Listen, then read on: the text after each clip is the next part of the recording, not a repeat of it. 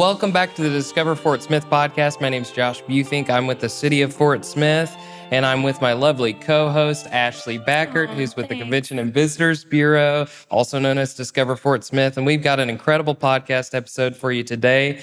We have Jason Baggett, who is the, would you say, executive director or director of the Arkansas Mastermind Outdoor Expo, Arkansas Outdoor Expo. Yes, sir. And we're going to talk a little bit about that, but I also want to hear a little bit about your story and your roots in the River Valley. So tell us a little bit about you. Did you grow up here in the River Valley, or how did you end up in Fort Smith? I'm actually a transplant from Bentonville. Okay. We won't hold that against you. It's kind of weird to have somebody that like worked it in reverse. Yeah. So my parents grew up in Rogers, Arkansas. They worked for Sam Walton in the very first Walmart. Oh, nice. But my dad's dream was he wanted to work for himself. He wanted to do something outside of what he had always known was farm work. And I didn't learn until later in life that he wanted to become an agricultural engineer and not a pharmacist. But he chose pharmacy because it had a good career path. And he told me, he said, I think that, I'll be able to make a good, living at that. So he hitchhiked from Rogers, Arkansas to St. Louis to go to attend pharmacy college. No way. Yeah, true story.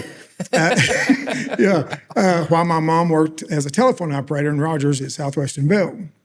And so they garnered enough money to get a Volkswagen, had no heat. He put a roll of toilet paper in a coffee can and lit it with alcohol, and that's how he, rubbing alcohol, kept warm, absolutely driving back and forth. Wow. So anyways, he graduated college from there, and he says, we got to find something.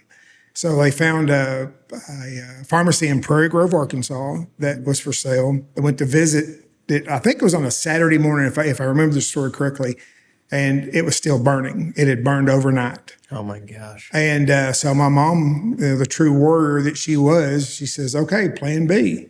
And that was kind of go back to what they'd been doing. So Dad went back to work at the Coca-Cola place up there delivering Coca-Cola bottles. She went back to Southwestern Bell. The guy come up, I think he called him if I remember correctly. He says, hey, I think I've got an opportunity for you. And so my dad goes, well, what and where? He goes, it's a pharmacy in Mansfield, Arkansas.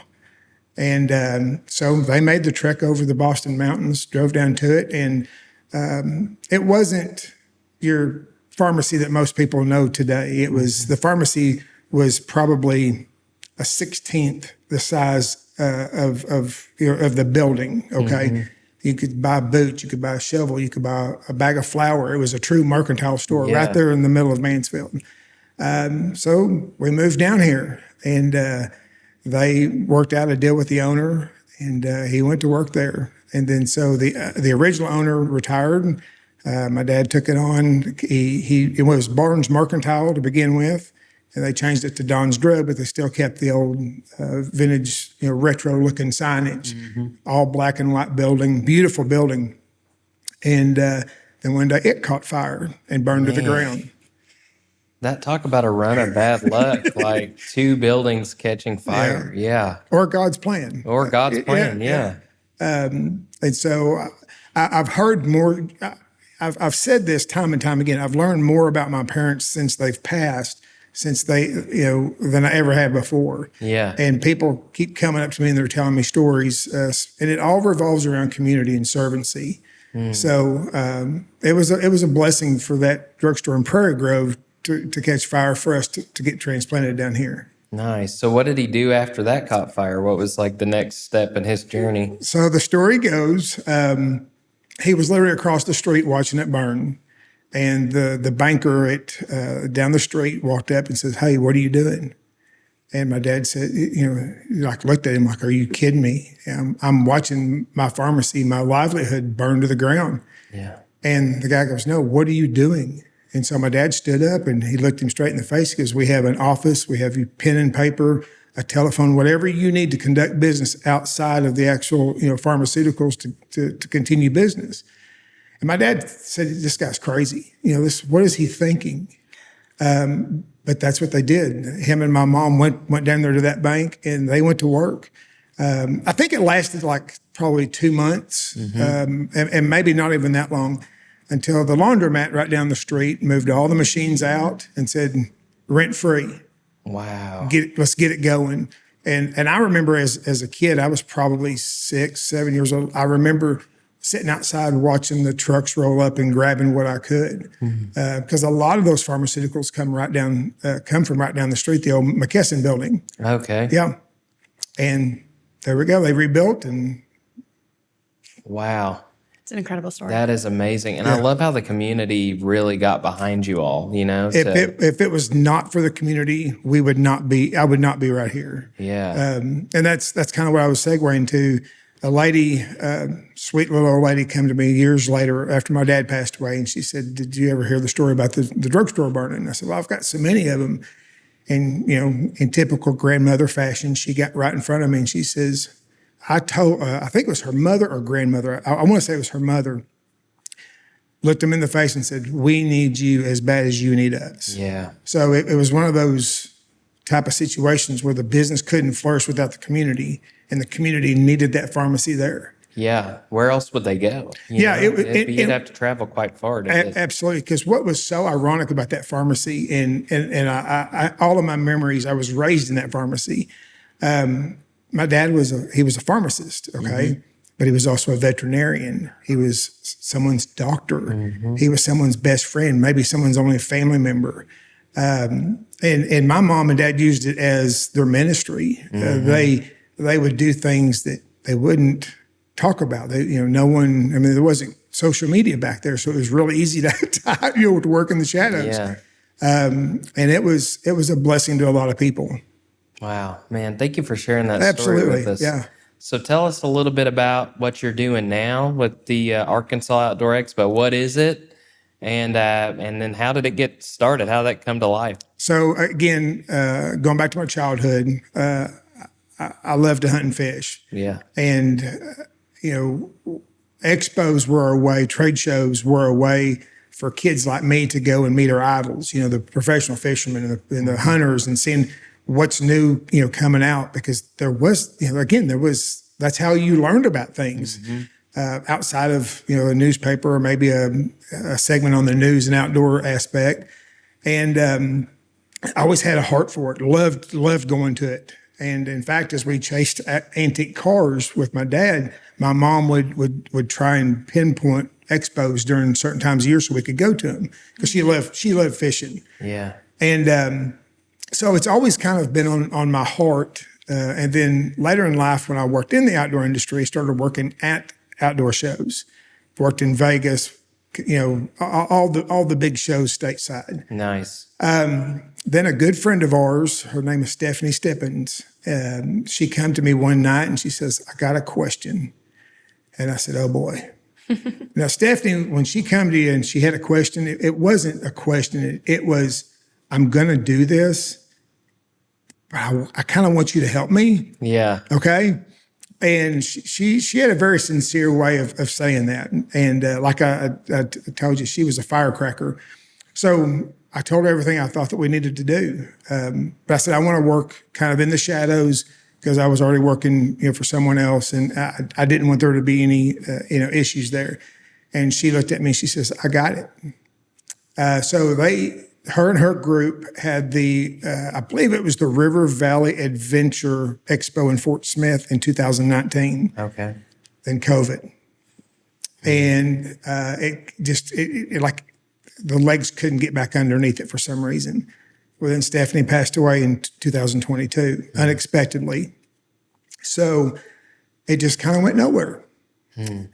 Then a year ago, last month, I was driving to Lake Ouachita. I was listening to a podcast, driving my merry own little way. And whoever was on this podcast was talking about doing hard things. And Eleanor Roosevelt has a quote. It says, do, I believe the quote goes, do what scares you, or something to that. And he goes, "That's how we did it. We just did it." And it was totally a godly moment. Like everything just got quiet. And I heard this voice says, "You can do this." And I thought, "Do what?"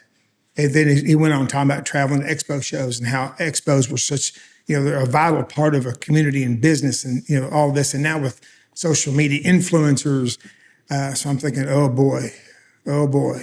So I called my wife. I said, hey, Les, what do you think about doing an outdoor show? She's like, you're built for this. She goes, this is your wheelhouse. She goes, but where? I said, I don't know. This idea just come to me. So I called Eric, Stephanie's husband. I said, hey, would it be okay if I did an outdoor expo in Fort Smith? He says, absolutely. I think it'd be great. And so literally the next step, I called the CVB here in Fort Smith, said, I'm thinking about doing an expo, and here we are.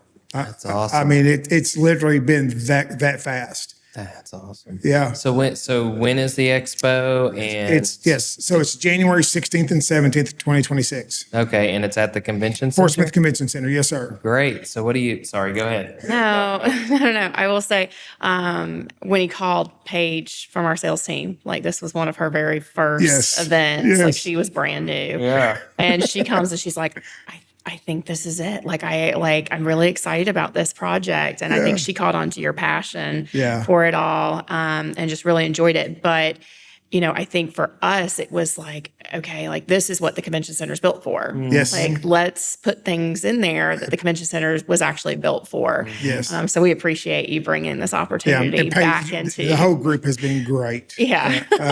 And I can't give them enough credit. Every time I've had a question, the email gets answered, the phone call gets returned, it's just like that. So kudos to you and your group for that. Thank you. Yes, So ma'am.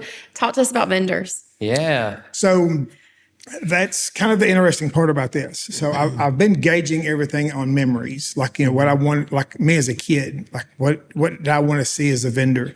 And then also as an adult, going to these shows, working these shows, and it's changed so much. It's light years difference. So what we're doing is we're trying to attract the vendors and the exhibitors that are not just Fort Smith, River Valley based, but outside of that. Because the 5-year plan to this is putting this expo, the Arkansas Outdoor Expo, on the map. There's a schedule that these exhibitors follow, and they follow it very, very religiously because they're going from one expo to another. And so that's what we're doing. We're trying to attract those same, I don't want to say high end, but we're going to cater to the mom and pop, the startups, all the way to the major brands. Yeah. Everybody has a place at this show. Yeah. So you go into this expo, what kind of things would vendors be selling? It could be anything from, apparel, camo. Yeah. It could go back to, there's so many different aspects to each niche of the outdoors. If you take fishing, there's rods, reels, there's line, there's baits, there's nets, there's shoes. Things have just progressed so rapidly for that. And the hunting, again, camo, then there's outfitters. One reached out to us the other day and said, hey, we just launched. Can we join us? Absolutely. That's what we're here for. Then the marine, we have several boat dealerships here in the Arkansas River Valley. They'll be bringing not just boats, but water, the water sports aspect of it. So there's so many different avenues you can look at it from the product base that we could sit here and talk for hours on that. Yeah, talk about knowing your audience, because this is perfect for this area, right? People love to fish. They love to hunt around here. They love getting outdoors, hiking, whatever. Absolutely. And this is, that's what this town is all about. So yeah. I hope it takes off, because I remember as a kid myself going to things like that and looking at bows with my dad or guns with my dad, and I have really fond memories of those things. So I'm hoping that the next generation of kids get excited about being outdoors too. Absolutely, and that's kind of the other aspect of this is that these same exhibitors, they want to incorporate the kids. So that's a major focus of ours. We're gonna have some vendors that are solely there just for the kids. The attractions, some of the, not just exhibits, but the attractions within the show that the kids can relate with and begin their education. And that starts with the Arkansas Game and Fish Commission. They do a wonderful job at that. And they're going to be there as well. Oh, awesome. Yes. Yeah, that's great. So tell us a little, you mentioned your 5-year plan. Tell us a little bit about that. What do you hope to see in the future? I know this thing hadn't even happened yet, so it's a little hard to like judge, but dream a little bit with us. Absolutely. So thinking back to like when I was a kid coming up here, coming from Mansfield to Fort Smith, that was a treat for us. I mean, I remember going to Central Mall thinking, wow, this is crazy. Going to McDonald's was just something that, happened maybe twice a month. Yeah. So when we come to the expo up here, I can remember walking in and just being mesmerized by just the floods of traffic. People were just walking too. And then like Jimmy Houston or Bill Dance would walk by and I'm like, oh my gosh. And seeing the excitement on these people's faces. Well, working the shows later on, that didn't change. Right. So the 5-year plan is to create that stigma around that same thing, generate some interest. But we want to grow it from a 2-day show. Like I said, this coming January is just a Friday and Saturday. Next year we want to do a Thursday, Friday, Saturday, Thursday, Friday, Saturday, or do a Friday, Saturday after church Sunday. We haven't figured out the plans on that. But the long-term goal is to do a four-day show with a concert, some kind of music attraction. Yeah. And work with, somebody that can help us with that. And as well as maybe a tournament on the Arkansas River. Oh, nice. Yeah. That's really cool. That's a really good. I'm excited. I'm excited for the future of that. That's going to be awesome. So are you going to have like kind of celebrities within the world that'll be there? We are currently working on that. Yes. Nice. Yeah. I don't want to give too much away, but I don't want to make any promises also. Yeah. Yes, we have some people that have expressed some interest.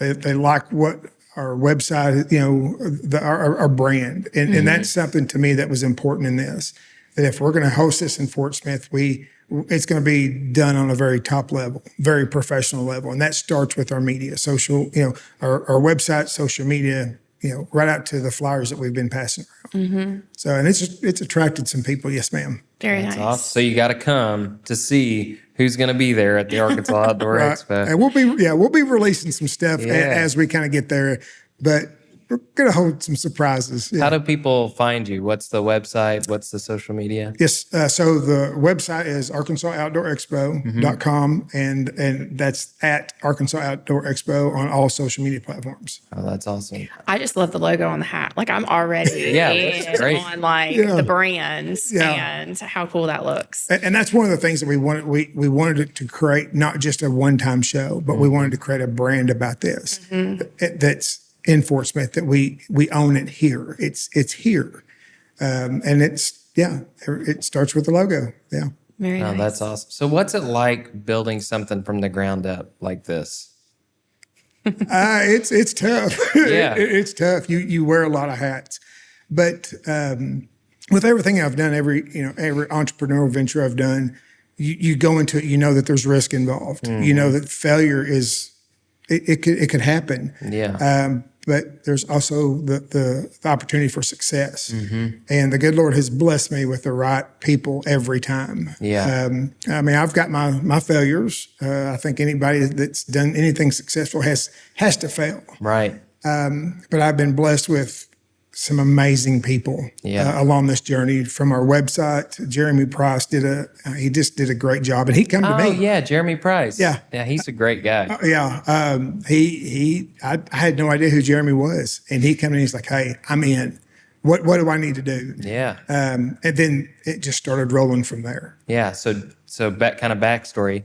Jeremy did my church's website. I had no idea the connection here, but Jeremy did my church's website years ago. I was a pastor. And he did my church's website and did a lot of graphic design for us. And so very, very talented guy. Yeah. Every time he would, so all the websites I've ever done outside of one, I did myself. And so I told him, I said, Jeremy, I am so slammed. I said, just take the lead on it. And I think it was about 3 days later, he sent me this PDF, and he texted me, he's like, "Hey, I need to look at the PDF." So I'm like, "Why do I need to look at a PDF? Just build the website." And I remember looking at this thinking, I've never I didn't know things like this existed. So I called him. I'm like, okay, explain this. He goes, well, there's several elements to developing a brand and developing this. I'm like, this guy, this is a godsend. Yeah. And so every time now I got a question or something needs on the website, I'll call him. I'm like, man, I'm so sorry. I hate that. He's like, done. Yeah. I mean, he's just a good person. Having the right people around you makes a big difference. It takes, like they used to, it takes a community to raise a child. Yeah. And that's no different than this. Yeah. I've got things on my truck on the sides, and we'll be going down the road. And I had one guy going to Hot Springs a couple of weeks ago. He held his phone out and he was pointing at it, and his wife was driving and she's honking the horn and he's giving us the thumbs up. And I sent Jeremy a text. I said, man, your logo is just, it's awesome. Yeah. So, man, that's incredible. So who else is doing this with you? I know you mentioned Jeremy, but I assume you have a team of people that are really helping build this thing. So me and my wife, we got Jeremy, and then we have some other people that have worked and are still working in the industry, and they're wanting to do more of this full time. So that's why we're working hard to grow this so we can create more of a larger team effort for this. And then my son, Grayson, he does what he can. He goes to school up here at the University of Arkansas at Fort Smith. Oh, nice. So between his schedule going there and helping the sports team and his sports marketing efforts, he helps us. There's just I'd be afraid to just start naming names because I know I would forget someone. Yeah. But they all know who they are. That's great. Yes, That's sir. great. So you raised your kids in the River Valley too? Yes. Oh, nice. Yeah. So what things have you seen change over time here in the Fort Smith area? Well, it seems like everything it's all moving directionally, right? Yeah. And I can remember as a kid coming up from the South and like no stoplights. Yeah. And people were like, well, there's always been stoplights. No, there wasn't. Yeah. No, there wasn't always a 4-lane, 71 wasn't always 4-lane going south. Yeah. Just the businesses like, I think it's Olive Coffee Company, right there. That was how many businesses were right there. Yeah. And so, I mean, I can remember going down Rogers Avenue and not seeing there was not that much. Yeah. Phoenix Village Mall was still in operation when I was growing up. Yeah. Central Mall was, Friday, Saturday night, man, we were just fighting to get in the doors. I mean, it was, so a lot has changed here, especially the dining aspect, the restaurants. Yeah. It's mind-blowing, really. Yeah. Well, where do you like to eat in the area? Oh, I knew you was going to ask that. So first of all, we love Gasano's. If we're going to come up here, we're going to eat some pizza and some wings. If we're going to grill out, we're going to go right next door and we're going to go to the Butcher Block. Yeah, that's kind of they took over the old Baskin Robbins space there. Yeah, and they get that handmade sandwich, that hot hand sliced bread. Yeah, their sandwiches. Yeah. But then we could go across town to George's and get a plate full of cheese fries. Yeah. We used to host exchange students. So they were very, let's just say their eyes was opened as far as the delicacies that we have here. And so they all love Texas Roadhouse. We've heard Texas Roadhouse a few times. Yeah, and they would all like, hey, Jay, can we take some rolls home? I'm like, we'll see. Yeah. But that's our picks. Yeah. That's awesome. So you hosted exchange students. How long did you do that? That's pretty cool. Oh gosh, we hosted 3 in 3 years. Our first one was from the Netherlands. Okay. His name was Joe. His parents come here, his then girlfriend come here, and then his brother and sister come here. Oh, wow. So we, got to take them up here and show them Garrison Avenue. And of course, they wanted to see the hanging judge stuff. Yeah. Then we hosted one from Germany, Max. He was a hoot. He was different.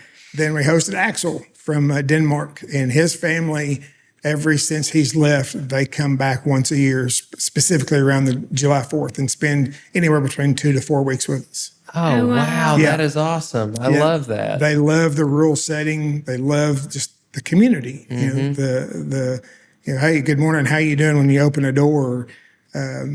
It's so funny to hear stories like, oh, that won't happen at home.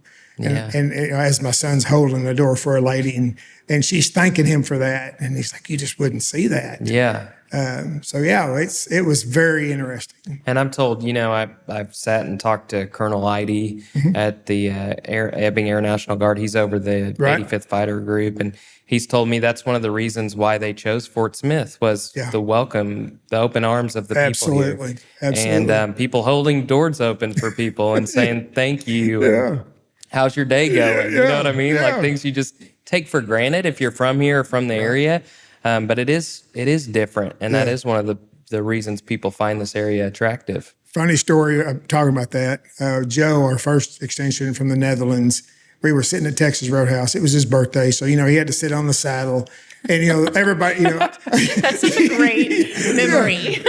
And so everybody's in there and, I see some friends of mine. We're all high-fiving and waving and he finishes his drink and he kind of gets real nervous. And I said, Joe, are you all right? And he said, is it okay if I get another drink? I said, absolutely. And he just looked at me with this odd look. And, of course, everybody's still coming by and giving him, high fives. And I'm like, what is it about the refill? And so the waitress comes over and she, I think she gives us a pitcher of sweet tea. And like his eyes just like what's going on here? Like what? Yeah. And I looked at him and said, Joe, are you okay? My wife Les looked at me. She says, what's going on? He goes, what's that cost? And I said, what do you mean? The meal? He says, no, that. You're talking about the pitcher. And I said, it's a refill. Yeah. He goes, at home it'd be like $8. Oh, dang. So he wasn't going to refill his cup based on the overall price of that. And so we live in a lot of luxuries others don't get to utilize, and it boils down to sometimes a refill. Yeah. What an incredible perspective. Absolutely. At that moment, And one of the things that they've always said, especially Ida and Brian from which is Axel's parents, they always say the people are so nice here, and they travel like to Italy and all these places that we see, online or in magazines. And he goes, the nicest people are right here. Wow. Yeah, I hear that every year that they come back. Man, I love that. Yeah. I love that. Pretty cool. That's really cool, and really something that we tend to forget. So thanks for the reminder too. Yes. Well, thank you for being on the podcast today, Jason, or as some people call you, J-Paul. I learned that earlier. Yes, sir. So thank you for being on the podcast. Before we go, just remind people when the expo is, where it is, and how they can follow along with what y'all are doing. Sure. And thank y'all for having me. I've really enjoyed this. Arkansas Outdoor Expo.com and our social media, primarily Facebook and TikTok right now. But we do have Instagram, and all of the socials are on the website as well. The dates are January 16th and 17th, Fort Smith Convention Center here in Fort Smith, Arkansas. All right. Looking forward to it. Yes, sir. Yeah. Talk to you soon. Thank y'all. Thank you.